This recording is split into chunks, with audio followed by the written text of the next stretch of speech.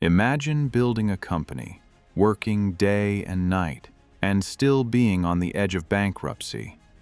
That's exactly what happened to Nike. Today, it's a billion-dollar brand. But in the beginning, it was a mess, near failure, debt, betrayal, and uncertainty. The story starts in 1964. A young man named Phil Knight had a simple idea. He believed Japanese shoes could beat expensive German brands. So he partnered with his coach, Bill Bowerman. They didn't have a big office. They didn't have funding. They literally sold shoes from the trunk of a car. Their company wasn't even called Nike yet. It was called Blue Ribbon Sports. Their entire business depended on one thing: a Japanese company called Onitsuka Tiger. They were just distributors, not creators.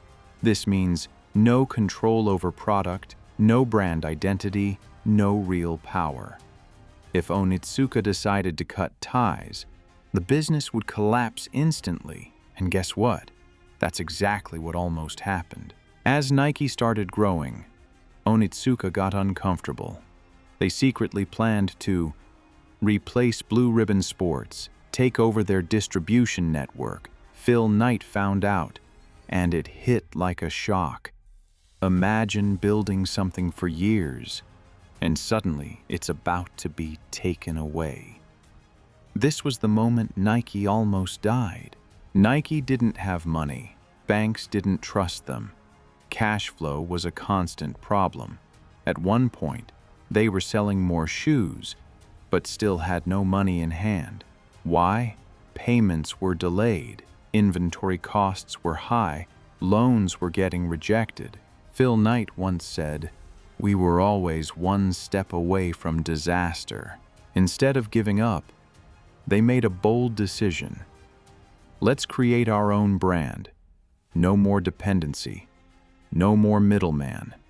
This was risky because they had no manufacturing experience, no brand recognition, no guarantee of success, but they still did it.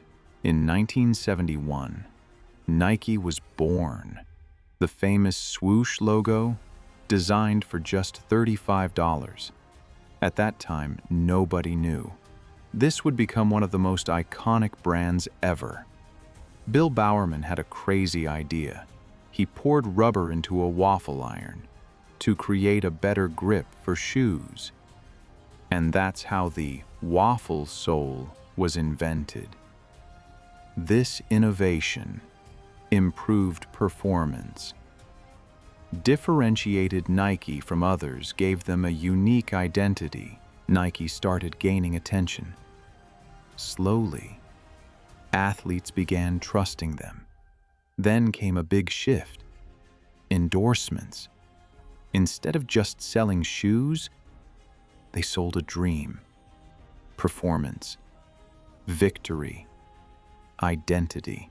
Nike didn't fail because of lack of effort. They struggled because they depended on others. They lacked control. They underestimated risk. But what saved them? Taking ownership, innovation, risk-taking. Every big brand you see today has a phase where it almost failed. Nike wasn't lucky. It survived because it adapted. So next time you see that swoosh, remember, it's not just a logo. It's a story of survival. If you liked this story, subscribe for more powerful and hidden stories.